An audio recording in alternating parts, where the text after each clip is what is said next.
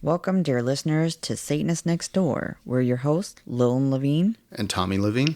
Whether you're an open-minded, curious onlooker or a fellow Satanist seeking camaraderie, our goal is to share our personal experiences and delve into the intricate tapestry of Satanism in our daily lives, occasionally inviting other guests to share their unique perspectives, leaving no pentagram unturned. We'll explore how our beliefs shape our views on society, dive into struggles and triumphs we've encountered, and reveal the humanity that unites us all. So grab your favorite chalice and join us on this captivating journey. Satanists Nextdoor is ready to peel back the curtain and offer you a glimpse into our world, one captivating episode at a time.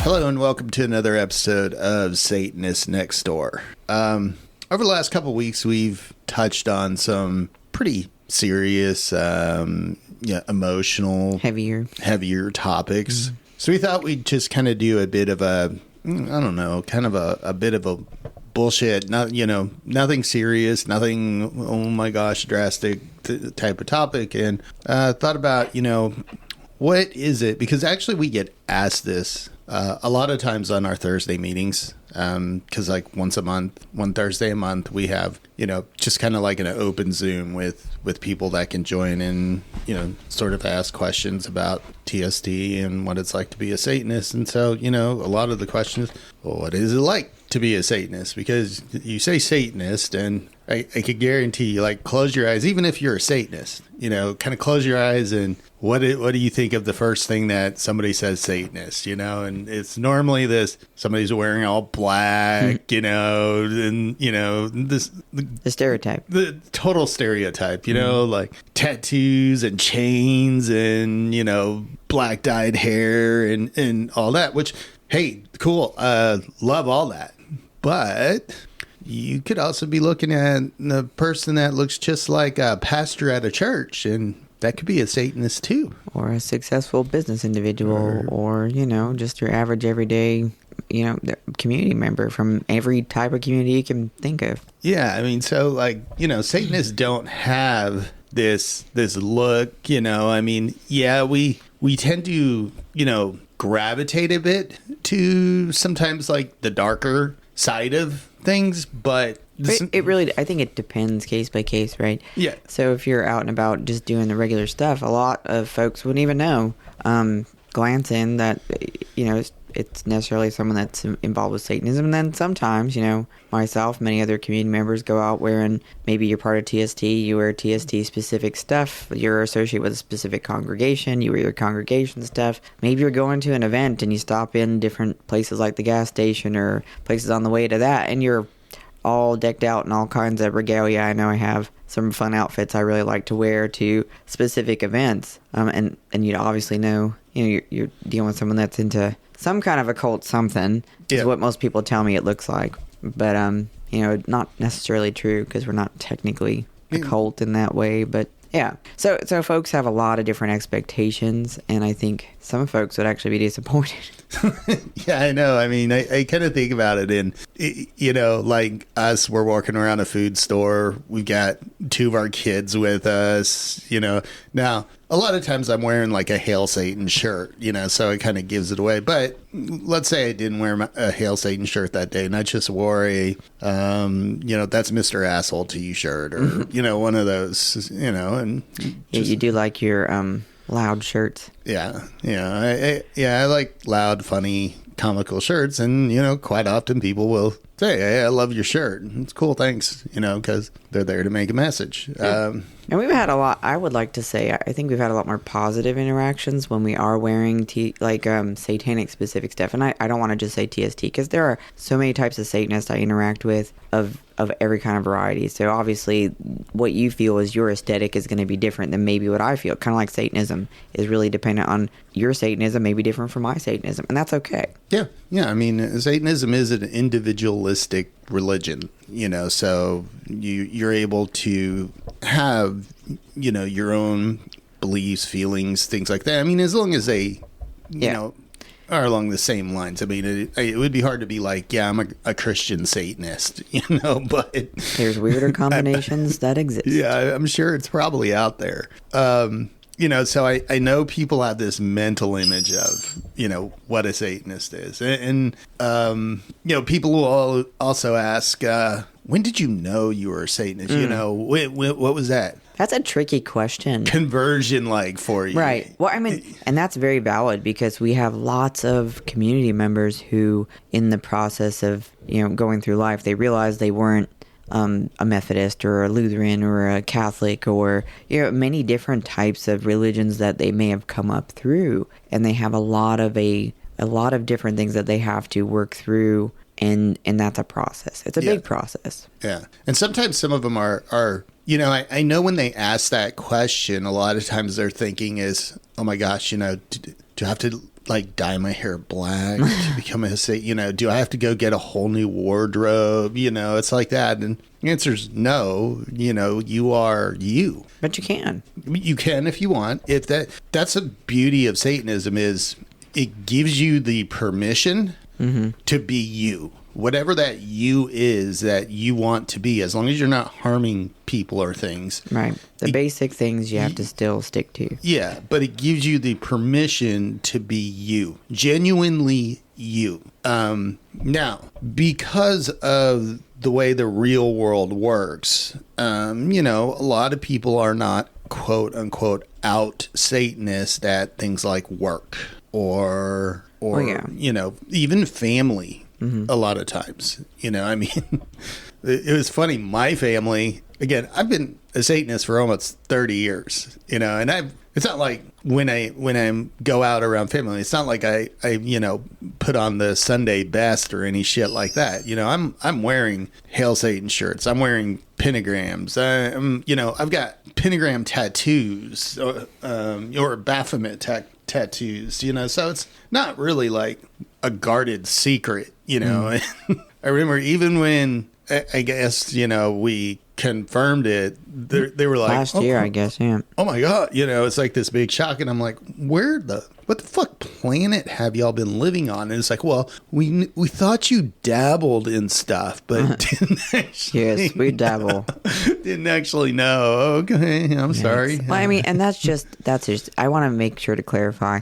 There is no expectation for you to ever tell anybody. No. There are Satanists that are fully 100% always Satanist, and that's fantastic. There are Satanists who nobody would even know outside of the community that they involve themselves with in whatever capacity, and all of that and everything in between is perfectly fine. Yep. Yeah. I would say the only time where you could possibly run into like a bit of an issue is like if you're married and you know your wife is going to church on Sundays and all of a sudden you stop going to church and you don't really give a reason, and you know all of that might be a conversation maybe worth having. I don't know. Well, for me, and I'm not telling people what to do in their private relationships. Yeah. However, I feel like honesty is so important if you're going to have a relationship, and if your partner isn't someone you can trust with something like that. You know, there may be other things, and then I'm going to say counseling or something may be a good thing because you're still the same person, and it's always boggled my brain. Someone understands you in a different light, and it seems to detract from the person that they've always known. It somehow changes things, even though nothing's actually changed. And it's things that, I mean, you've dealt with it, I've dealt with it. Different people, you have this preconceived notion, and then something changes, and somehow you feel a little differently about it. And sometimes that's valid. Maybe something came to light that is concerning, right, and you should feel differently. But other times, it's this preconceived notion of what we think a person is in their private time, and we find out, you know, oh, so-and-so's not like that at all, and now I feel a little weird about it. And then I suggest, and I'm not, again, telling you how to live your life, but that's a good time for you to digest why you feel that way, and what is it about those reactions you're having, why is that happening for you? Yeah. Yeah. So, yeah, I mean, as a Satanist, there's no look that you have to, you know, adopt or anything like that. And, you know, like. Yeah. But are there stereotypes that Satanists kind of slide into? A lot of times I think so. Definitely. There's stereotypes. Do I like metal? Yes, I do. Yeah. Do I like all metal? No. No. But I also like a variety of other things, from classical opera to folk music to all sorts of different types of music. So I have a variety of things I enjoy. Yeah, I mean, I go anywhere from metal to complicated by Avril Lavigne, right? Is that really like a giant genre leap? Is like pop or some shit? I don't know. Every now and then we'll even catch him listening to Miley Cyrus. Yeah, a little bit of, what is it? Something in the USA or whatnot. Yeah, and kids think it's funny too, because it's like, here's, dad like dancing around to Miley Cyrus. Right, but that's just it. You're not bound to be one particular type of person, to live in one particular type of role, and that's the fun part of life, right? Yeah. But like what I was saying before, obviously for obvious reasons, a lot of people do not disclose that they're a Satanist at work. And it depends on your job position too. If you're a very public person, then unfortunately, just the way the world works is the natural discrimination is just going to come up, and people could sometimes lose their jobs or whatever, but sometimes it comes out anyways, and then your boss really doesn't give a fuck. But sometimes they do, and that's understandable. Again, you never have to disclose that you're a Satanist to anyone other than yourself, in that sense. Well, now, with many of the changes we've all experienced socially, that things aren't as friendly as they maybe once would have been. So, we know people that are involved that are teachers, doctors, scientists in many different types of science fields, and we have psychiatrists, counselors. There are a lot of very different people. Yeah, executives, people that work in public facing roles and different things. So I mean, you can't just look at it and say, well, these Satanists, these are a bunch of degenerates. They probably still live at home. They have a bunch of opinions. They probably don't have a job. I mean, that live is in not their mom's basement at 35 years old, and or whatnot. Yeah, our goal with this, one of the goals we have with this podcast, with the name, is we live next door to you. We probably live next door to you in many different capacities. There's community members that live in apartments, in houses, in different communities. We live in a very suburban community in a very conservative area of the outside of Houston. So I mean, we are in somewhat Magaville in a sense. A little. Here. I'll say it is a bit more flexible than some of the other communities. And we know people that live in incredibly red, incredibly rural areas that are at a much greater risk because of the community, for a variety of reasons. We have people from all walks of life. We have all different age ranges. So you have people that are from the LGBTQ community. You have people that are from, just about anything you could think of. There's people that represented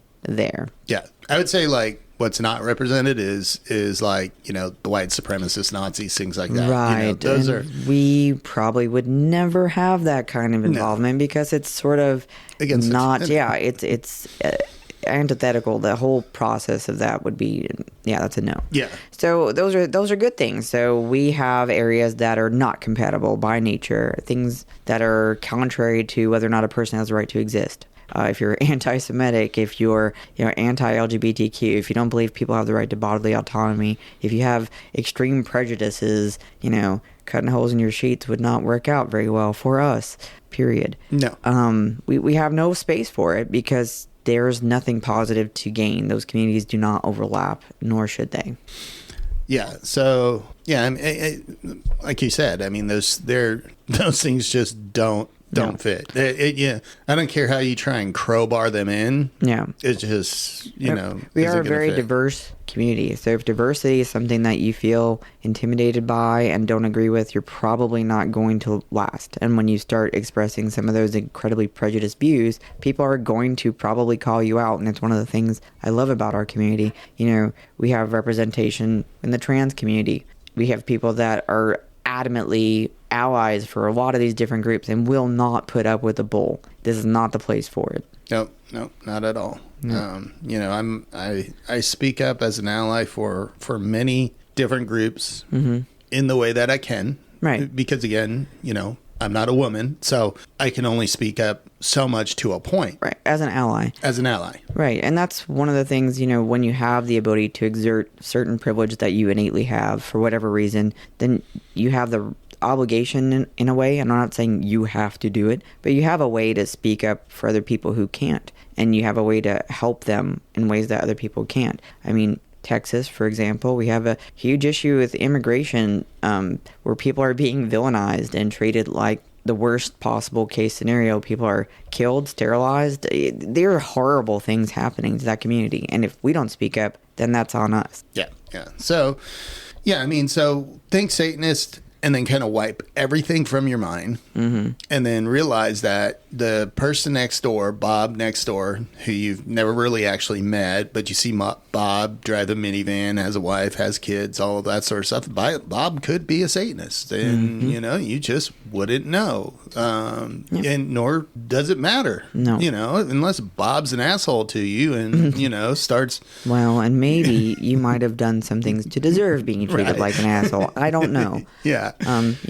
But the beauty is I've known a lot of people from this community, and for the most part, they're great folks. It's not until you do something, we're not a turn the other cheek kind of people for the most part. I'm sure there are, but we treat you as you treat us. It's not treat people how you want to be treated, although many of us still do that. Mm-hmm. But if you treat us, we meet you, you start the interaction, and you're already kind of being a dick, expect that to be what you get back. Yeah. It's not turn the other cheek, and it's not radical forgiveness. That's the other thing with Satanism is, the radical forgiveness that you see in Christianity, where, just whatever is forgiven because through the blood of Jesus Christ.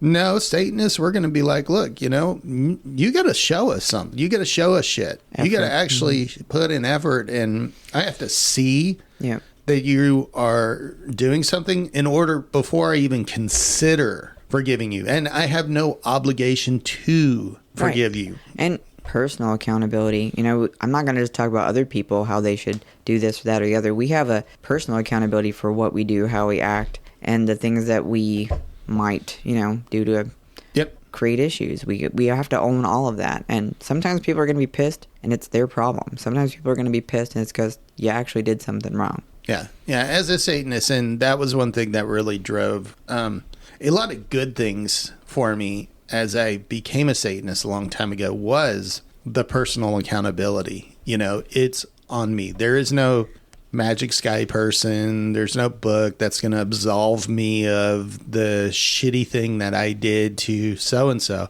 That's on me. So whether it's good or bad, if something good happens in my life, it wasn't God that stepped in and intervened. It was fucking me. I fucking did it, and hell yeah, and praise me for that shit, know. I'm not going to hand that over to some invisible person. I'm going to take credit for it, but I'm also going to take credit if I fuck up and do something wrong. Is that credit or accountability? Accountability, credit, which maybe it turned out to be a good mistake. I don't know. Both, But I think it's important, none of us have to champion a specific cause. If some of us feel so compelled, like I like to speak for marginalized communities because it matters to me. I like to speak for victims because I have been one, and being able to champion that voice, it matters to me. I like to speak up for reproductive rights because they affect myself and people I love. And I like to speak for different communities because, again, it's something I feel impassioned to do in my way of expressing my beliefs. But it's not going to be the same for everyone. People have different strengths. People have different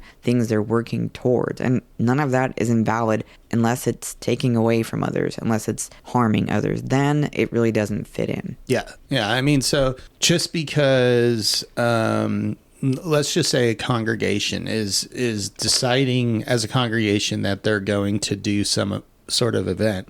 Just because you're a member of that congregation as a Satanist doesn't mean that you have to take on that event. There's nobody forcing you to do that, and I think that's a common misconception with TST is that, we force our members. No, the activism is a part of our religion, but it's not you don't have to. If it's not your thing, then it's not your thing. Well, And I think another important thing is activism isn't even something that congregations necessarily do as a congregation effort. Right. A lot of times, let's just say, in Texas, one of the things you might have seen, Black Lives Matter do different events, right? Well, obviously, because that community already has enough crap being thrown on it, we would obviously not show up as Satanists, because that is detracting and it's negative, and they might not even want that attention in their events. So if you choose to align yourself with an event, you should do that as an individual, and you could do it as a group of people that happen to also be TST members, but that's not your goal. You're not there to promote anything related to TST. You're there as a person that feels compelled by the activism and the work that's happening for that, and giving and lending your voice to it. Yeah. I mean, so be smart. Mm-hmm. Be responsible. Be smart. Be responsible. Again, own your own shit. And that is a major part of being a Satanist. And again, like I said, we get questions all the time. What was your conversion like? And I would say that's sort of different for everybody. If you converted at all. Yeah, if you converted. Some people are converting from a very strict religious background. I mean, we've had Mormons that, there was a lot of deconstruction that they had to personally go through. And that's a journey they have to take kind of on their own. We can support in a way, but there's only so much that we can do. That deconstruction has to happen at a personal level and at their own speed. Right. For somebody like me that was raised pretty much atheist, there wasn't really a conversion for me. It was like, one day I picked up the Satanic Bible and I was like, a lot of this shit I relate with. There's some shit I don't like and that I don't relate with, but a lot of this, so sometimes when you talk to Satanists, you'll hear Satanists say, I had always been a Satanist. I just didn't realize I was a Satanist until I started researching it. It just was a fit. Yeah. And another thing you'll hear a lot is, well, you only do that because you're mad at God. Yeah. No, I promise you I'm not, because in my mind, for me, God's not real. It's a construct. And you can't be mad at something imaginary. That's not healthy. That's not normal to just sit there and be angry at something that doesn't truly exist. Now, if you believe God exists, that's something you'll have to process on your own way in your own time. But for me, that was never something that I believed. So I didn't have any anger towards it, because it's the people that are acting certain ways under the guise of religion that I've only ever had an issue with. And not everybody. I have friends that are very religious, that are fantastic people, and it's totally fine. But they don't act like assholes. That's sort of the difference. Just like with Satanism, right? You probably meet some Satanists that are jerks, right? Christians aren't all awful people. Unfortunately, there's just a whole lot of people right now that are using that label and acting in completely horrible ways. So it's hard to separate that. Yeah, it definitely is. But like you said, shit, where was I going with that? Christians, blah, blah, blah, blah, blah. I don't know.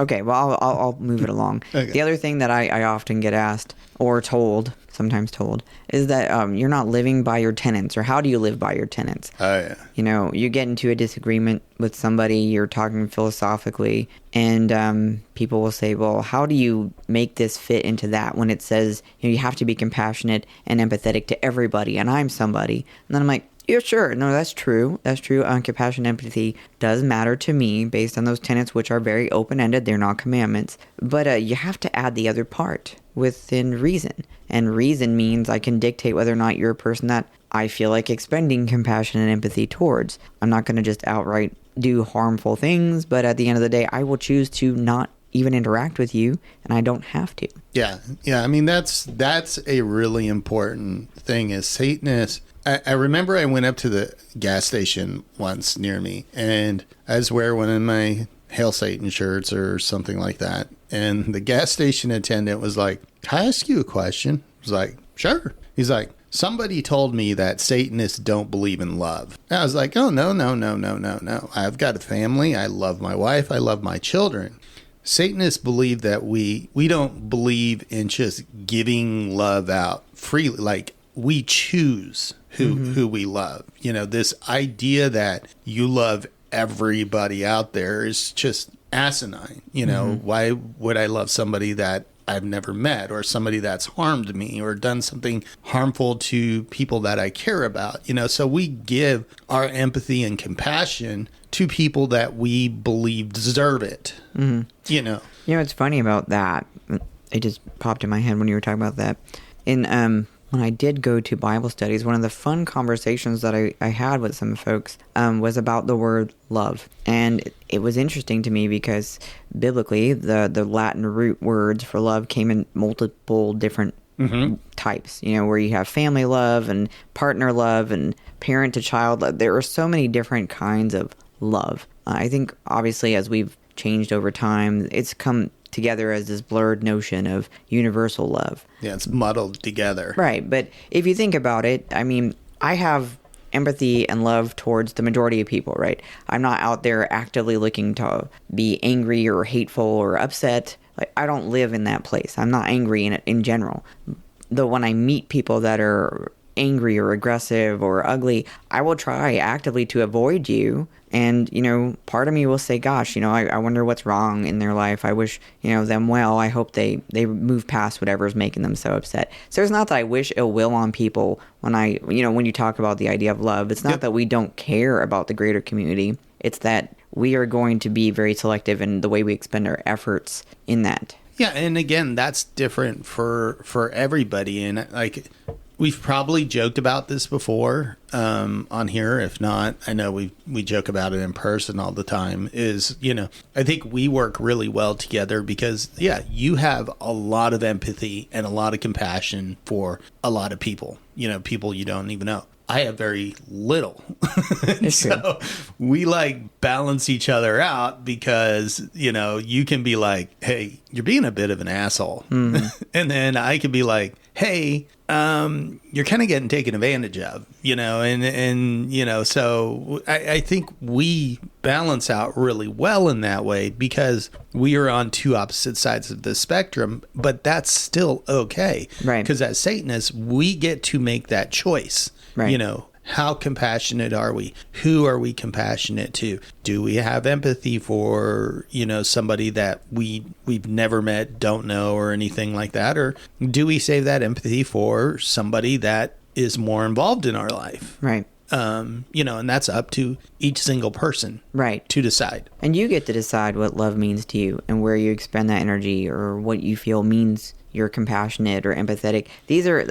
They're so specific to different aspects of someone's life. And so you get into this philosophical conversation, but these are subjective constructs that are very nuanced to how you were brought up, the community, the culture. So it changes person to person. And that's healthy because we grow. The more we talk, the more we understand different levels of whatever. So that's another thing I love about the satanic community. People share thoughts and ideas about their perspectives openly. And usually in the healthy environments, because again, there's negative and positive people in every single community. Yep. But when you share these constructive thoughts and feedback with one another, it helps you to grow as a person because you say, well, this makes sense. And you kind of adopt some of those things into what you do and how you practice going about your life and the efforts and energy that you expend daily. You have different focuses. As you grow in age, you're hopefully continuing to evolve all the way up until the day that you cease to exist. Yeah, I mean, your hope as a Satanist, like you said, is that you're always evolving. You're always learning. That's just the way that, in the ideal world that you work as a Satanist. Mistakes happen. I look at mistakes as learning opportunities. And when I manage teams of people, I've always told my team members, if you make a mistake, that's okay. Use it as a learning opportunity. I'm only going to get pissed and we're only going to have an issue, with me managing you is if you make the same mistake over and over again and you're not learning from it. Mm-hmm. But if you make a genuine mistake, and you learn from that mistake, then the mistake was a good thing, right? Because it gave you the opportunity to learn. And I think that's a good way to look at things for me anyways. No, I agree. I think those are good things. And the other beauty of a mistake is, how do you personally look at people who make mistakes? How do you address them? How do you move through that? Do you believe that mistakes can be healthy? And do you extend that same courtesy that you want to give to yourself, or you want people to give to you, to other people? Mm-hmm. So it's just, it's helpful because it lets people that make mistakes grow, and it helps the people who are involved with the individuals making the mistakes. With kids, we make lots of mistakes. Make lots of mistakes. As parents, we make lots of mistakes with our kids. And so, the beauty of that is I get to grow with them through those encounters, through those experiences, through their mistakes, through the mistakes I make with them. Helping to teach them to call me out on my mistakes helps them to recognize the value of mistakes and the importance of accountability. Yeah, and at some point we'll do a podcast more on parenting, but our parenting style is likely different than a lot of other people's parenting style. But we've always been open with our children in the sense that they feel safe to speak to us about just about anything. That doesn't necessarily mean that there won't be consequences, right? But they know that they can come to us for anything, and we're also going to talk to them like adults. Mm-hmm. Well, age appropriately. Yes. But we're not we're not going to lie to them or anything like that about something the way that a lot of, religious parents or people of other ideologies do to their children. And, Oh, yeah. And it's not limited to that. But, and that's another thing. People always say, can you have families? Do you have relationships? Yep. Do you have community? Yes. How do you have morality and how do you have these things without understanding, where it comes from? Because, the Bible is the ultimate source of morality. Nope. There was an entire expanse of time prior to that being injected into society that people were still able to function through social contracts, through different philosophical understandings, through the basic understanding of this person looks sad or this person looks angry. What did I do? What did they do? And what is a positive way for people to exist. So, you can recognize when you cause harm. You can recognize when you do good. The average person can see that in another person. Yeah, good and bad, yes, they're subjective. There's certain things that, aren't subjective, murder, rape, things like that. Just about any culture, no matter the religion, those are bad, and you don't need a book or a pretend sky person to tell you that those are wrong. And I kind of always go back and challenge people on that if you need this book or you need the threat of damnation in order to know raping and killing people is wrong, then you really have bigger problems. The problem isn't with us where we can self-recognize that things are wrong. I hate to think what some of those people would do, right, if they feel there was any sort of permission in there to do the things that they want to do. And if they look hard enough, they can find that permission. And that's scary because they do sometimes. Right. But it's really interesting to me because we've begun to realize that a lot of different life experiences these same concepts. Mm-hmm. And so one of my kids, I was talking with our youngest, we were talking together and they were like, did you know that monkeys have the same sort of ideas about loss and different experiences that we do? And I was like, well, okay. I was aware of that to a degree. Primates have a lot of the same sort of stuff emotionally that we do. They experience a lot of the same sort of things. And they said, yeah, but it was really cool. There was this experiment where they had this very realistic looking monkey recording device. It was a camera essentially, but it looked like whichever species, and I don't know which species of monkey it was, but they had put it in a natural environment to observe them just doing things on their day-to-day life as part of the observational portion of this just fact-finding. And one of the monkeys accidentally did something and knocked this recording device over, and then they went to check on it. It wasn't moving. They thought, oh my gosh, I've killed it. So the entire troop, collects around. They're clinging to their children. They're gathered around it together. They look obviously disturbed at the occurrence that's now happened with this poor, silent, quiet little monkey that usually sits off in the corner that, Monkey Joe just knocked over carelessly. And they fell a great distance, and now they've passed away. And so they really felt you could tell by their reactions, they were very disturbed by this entire experience. And we're having this conversation. I'm like, that's really just freaking amazing and intense to think about. This is the same thing we're talking about: compassion, empathy, recognizing, community, connection. These same things are not limited to us as a species. And you see it with crows and ravens too. They experience the same sort of thing. Yeah. I mean, humans aren't all that special in the sense, like, you know, there's a lot of people that believe that humans are the only thing that have emotions. The apex of, evolution. Yeah, and yes, obviously we've built up the world and all of that sort of stuff, but we've destroyed it at the same time. I won't even go down that sort of different subject. Yeah. But yeah, as far as being a Satanist and what that encompasses and what it's like to live the life of a Satanist, it's different for every single one of us. I don't think there's a two of us that are exactly the same, just like every other community. Yeah. And again,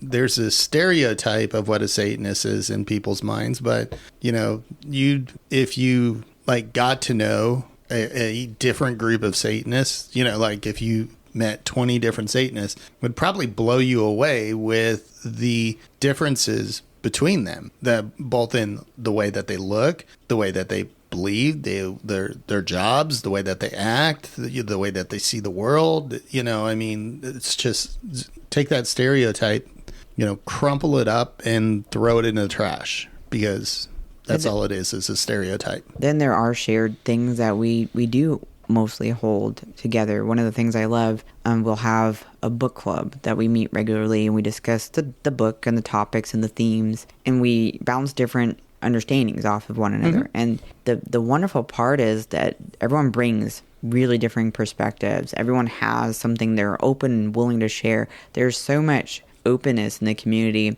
to hearing one another, and acceptance is so huge. It's not to say that there's not things that will cause upset or difference strife of opinion. Definitely that happens. But then oftentimes the maturity of, I felt this way about this thing, and this was my reaction, and I wanted to talk to you. And then that open dialogue that often happens. It's really nice, for the most part, not perfect, not utopian. Nope. We still have all the same issues everyone else does. But it's really nice because I've often seen where we're just better at just being open people. Yeah, and I think that's, again, because Satanism gives us the permission to be who we are and to express who we are. And we don't have to hide behind some facade. Right. We don't have to hide behind this perfect sort of existence or anything like that, And are there asshole Satanists? There certainly are. I've met Satanists that I don't want to ever see or interact with again. There's people, but I'm not going to tell them they're not Satanists. If they're Satanists or Satanists, it doesn't mean that I want to have any interaction with them. They could still just buck off for all I care, but then there's people that I really like. And, the community is just diverse like that. It is insanely diverse. Again, you could think about just about any type of person, and there's probably someone in our community that's represented there. And that's a great thing, because we live in a very diverse society. So it's wonderful to be able to have that. And another thing people don't realize, we have representation all over the world. I was just about to bring that up, is, not only that, but then we have cultural differences. Yeah, even within one another. So we will sometimes be talking about different understandings. There's sometimes different committees that chit-chat with one another, or different congregations that share different tactics and things that they've learned, and you'll start talking about something, they're like, what are you talking about? That doesn't make any sense. Why would you do that? And then you realize, well, culturally it's not necessary in that region where they live, or this thing is just completely off the rails. I didn't realize the way that the let's just say media, news and reporters treat people there is very different. The gotcha questions and the toxic, inappropriate behavior is not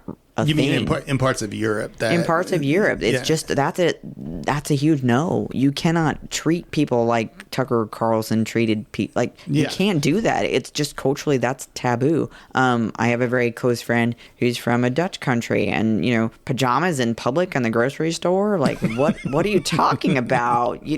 That's bizarre. Why would you do that? But here, it's, that's a thing that we do. I'm tired. It's been a long week. I'm going to the store. But yeah, there's just differences that we can share that are just crazy amazing. Yeah, and it's cool to, learn those. And sometimes what seems like might become an argument because of cultural differences, once people talk, all of a sudden they realize, oh, okay, well, we're saying the same thing. It's just culturally different. So you don't understand where I'm coming from because of the cultural differences. And here's the reason why. And most of the time, most of the time, most Satanists are going to at least hear out and be like, oh, okay, that sort of makes sense, because we strive to continue to learn and evolve. Yeah. And I think that's a beautiful thing that I often see. And if you've ever been to any of our services, you'll hear people talking about different things. And one of the things that one of the leaders of ministry constantly talks about is, are you asking clarifying questions? And that's a really good exercise for people. Hold on, I heard you say this. I heard it and it made me feel this way. I understood it like this. Is that what you were trying to say? And I do try to utilize that in my day-to-day life, because I will, in work, for example, which is outside of my Satanism, right? That's just me doing other things in my life. I bring my Satanism with me because, again, it's a religious, deeply held belief. So I try to apply it all over. So when I'm at work and I'm working with maybe a developer or maybe a client, and they tell me all these amazing things that this thing is going to do, and I'm like, wait, I have no idea what you're talking about. Let's step back a minute. Could you break this down for me a little bit at a time and then kind of explain to me what that means? And that is one of the ways that stuff that I apply religiously has been working for me in parenting, at work, in my relationship. So those are things that I really enjoy, that I've grown through my religious beliefs in Satanism in the world. Yeah, I would say, Satanism really helped me grow, mature, really helped me mature. As because again, I got into Satanism as a late teenager, so I still had a lot of maturing to do, and I was a dumb fuck back then with a lot of stuff, and I did a lot of stupid shit, but because I was always striving to learn, because that's sort of in a way a tenet, and the difference with the tenets is, because this comes up too, tenets are not commandments. People look at the tenets and then they're like, oh, a tenet isn't a commandment. It is more of a, would suggestion be right, or what would you say? It's probably a little stronger than a suggestion. I mean, the tenets are sort of words to apply to your everyday life, and they're pieces of an idea that, when combined, help to give you a basic structural foundation for how you live. Right. And it's really great because they're not limited. They're very open to interpretation. A lot of people would see that as a negative. I see that as a huge positive, because each interpretation brings a new depth of understanding to that simple portion. Like, one of the tenets is to, always use the best scientific understanding, but not to distort the science to fit your own personal understanding, what you're trying to get out there. And I like that, because if you look at our society today, whether it's social media or on the news, or just different aspects of disseminating information, people will take a study or a poll and they'll say, well, this definitively proves this thing is right and it's always been right and you're wrong. Okay, science, it doesn't really work that way. And I can find anything to justify a point that I want to make. When you do that, you're really destroying the whole value of the science. So it's important to say, based on current understanding, these are the things I understand, to listen to other people's interpretation, than to say, okay, this makes sense here. That doesn't mean it's the only answer. Right. And the tenets are made to evolve. Right. I guess that would be the big difference between like tenets and commandments. Commandments are like, they're forever, they're etched in stone and all of that sort of supposedly. shit. Supposedly, yeah.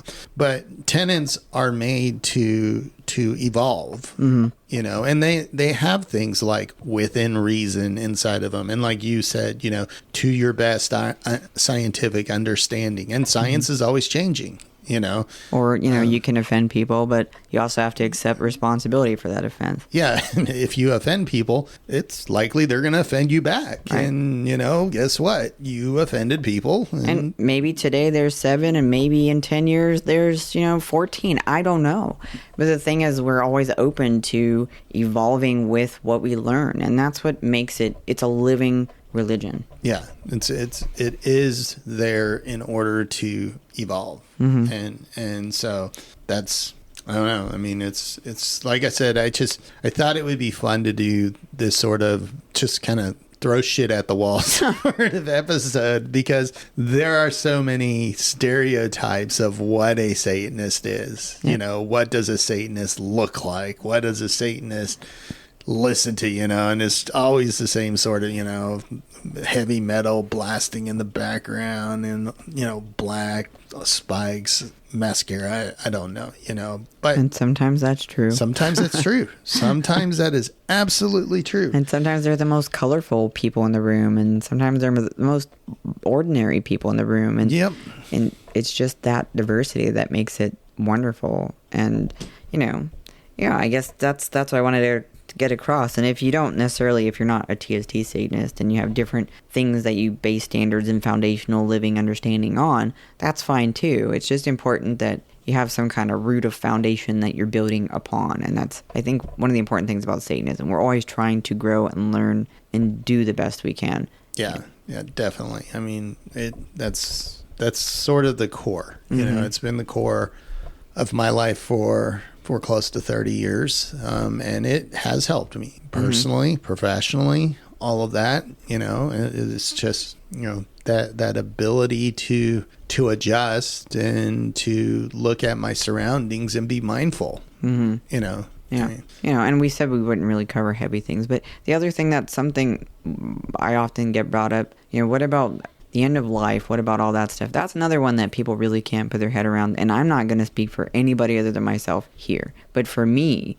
it actually drives me to make the most of every single day and to let people I love or people that matter know that every single day that I'm interacting with them. In every moment, I try to make the best of that, because I fully believe personally that this is what I have.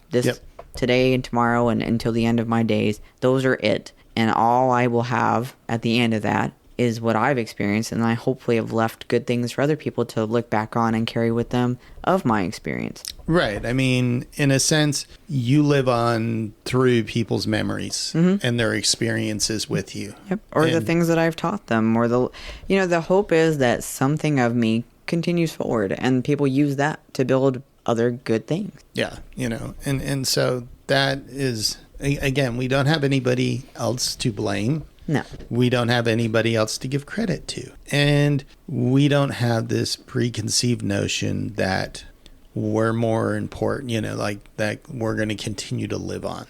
Or that we're a selected group of people that some deific figure favors. I mean, the important thing is, do we think about the same gravity of the end of our existence like everyone else? Yeah, absolutely. Yeah. That is something that we constantly have out there just like everyone else. And is it sad for us when people have gone on and are no longer actively part of our life? Absolutely. We feel that pain and sadness and loss just like everyone else. We just deal with it differently. Definitely. Well, I think that's probably a good one to end on. Let's go with the saddest one. Let's go with the heaviest. No. We're going to go with the heavy at the end. I hope that it wasn't really sad, because the point is, every day is your opportunity to impact your life and the life of people around you, the environment around you. And as a Satanist, you can carry that with you in everything that you do, even if you don't acknowledge that it is Satanism in places where you can't. Yeah. And selfish doesn't mean bad. You know, selfish doesn't mean bad. I can be selfish that me personally, I want a world that isn't filled with garbage and, that we're not destroying the world. Now, that can help things, but it's my selfish desire. But that doesn't that doesn't make it bad because it's selfish. So we should probably do an episode on selfishness and how selfishness is not necessarily a bad thing. And I think the place we often sell ourselves short is we'll often want to do for others and do for change and do for activism or whatever it is that drives us, right? But then we forget, what about ourselves? If we have no energy for these other things, then, what good are we doing? We have to remember ourselves in our list of things that matter and in things that we make time for. Yeah. So our own birthdays are sort of like the biggest holiday of the year because that's when we came into creation. So for a Satanist, that's the most important day. Yeah. Our family's weird like that. We've decided that a month for each person is great. We've been lucky that all of our kids have their own month. And we have our own months, so we just go with that. And the main week, obviously, is the biggest celebration. And then the weekend that's closest to the day, we tend to do the most together when we can because, a few of our kids are adults and they have their own lives. But we do still try to make that the pivotal focal point is that we're celebrating you and what you brought into our lives and what you bring just in general. And that's a wonderful thing. Yes, absolutely. So, all right. Well, on that note, because that is not as heavy. Yes, thank you. That's a happy note. I think we can end there. And I hope y'all have a wonderful day, night, morning, wherever you're at in the world. And hail Satan. Hail Satan.